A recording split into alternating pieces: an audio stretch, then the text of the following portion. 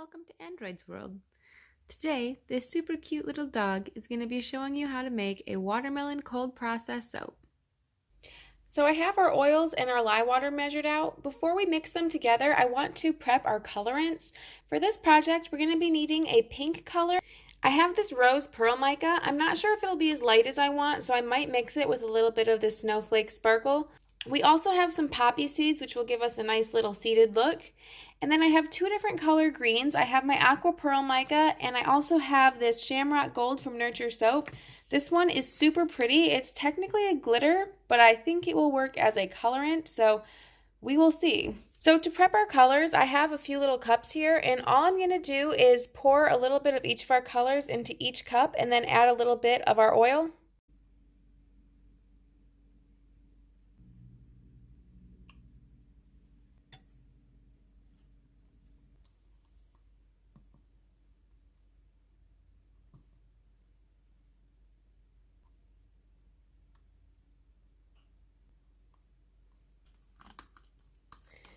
Mixing our colors like this just really helps everything get dispersed nicely.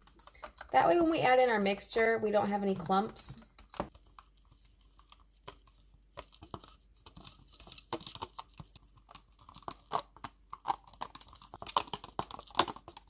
These colors are looking so good. Next, I think I'm going to toss some of my poppy seeds into this pink cup. You can always add them in after you add your batter, but just to get everything prepped, I think I'm going to go ahead and do it now. For this project, I'm going to be using a 1-pound mold from Brambleberry. It's pretty small. I honestly can't tell you how much poppy seeds you'll need. It really depends on you and how you want the look to end up.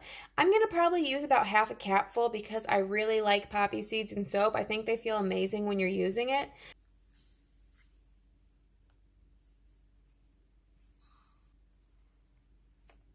Okay, and I'm just going to stir all that together. That looks kind of bad. Don't worry, it will look fabulous when we're all done with this. For this watermelon project, I'm going to be using this watermelon fragrance oil. I'm going to be using about 0.8 ounces of fragrance oil, and I really like to prepare that ahead of time as well, just so that once my batter gets put together, everything is completely ready to go. Another good product to have on hand that you might want to prepare ahead of time is sodium lactate. It'll just help you unmold everything a little bit easier.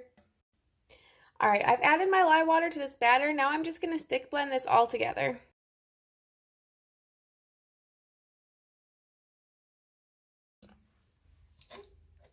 I got our soap to a really nice light trace. Now I'm going to pour in our fragrance oil and sodium lactate and give it a good stir with my whisk.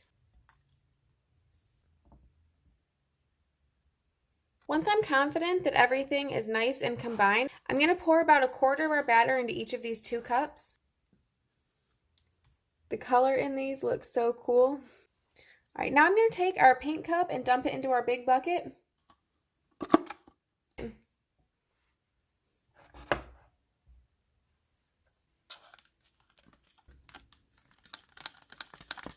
And the first thing we're going to do is dump all of our pink color into this mold.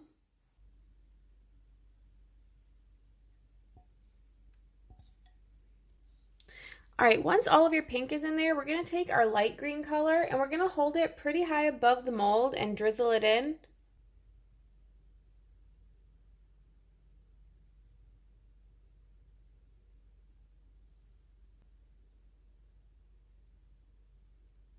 All right, now I've gotten a little closer to it just to finish this up because I do want a lot of that green to sit at the top there.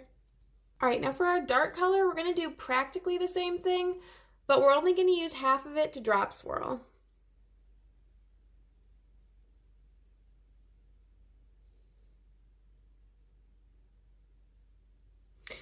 Once you're down to about half your green, grab a spoon and try and get the green all over the top of this, especially on top of those pink parts, I think is where it's really necessary.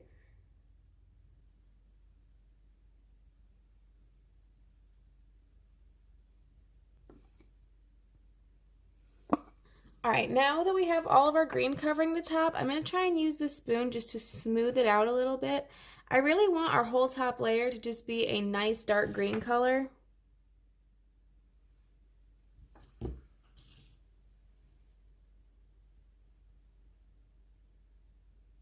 So before we can consider this bar finished, we're going to spritz the top of it with a little bit of alcohol, and that will hopefully help keep away some soda ash.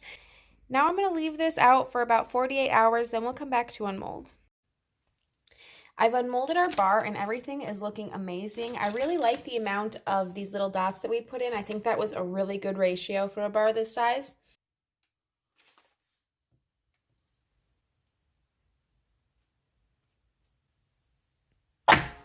I'm in love with the swirls on this end piece. It's absolutely incredible. Our big bars look just as good as our little end pieces. These bars turned out so beautiful. They seriously could not have turned out any better. They are exactly as I imagined them. I love all these green drop swirls as well as the pink part. I think it's really easy to tell that this is watermelon, and at the same time, it's a little bit different than some of the other watermelons I've seen before. I also think it was a really good idea for us to use that sparkle for our light green. And that was the Shamrock Gold Enviro Glitter from Nurture Soaps. Normally when I use glitter, I use them as a topper because you can't really see glitter inside of a bar. However, this type of glitter from Nurture Soap seems to work kind of like a mica powder, just more glittery. So I will definitely be buying more of these. They are a great purchase. If you enjoyed this video, please consider hitting that like button and subscribing for more soap making tutorials. I'll see you guys next time. Bye.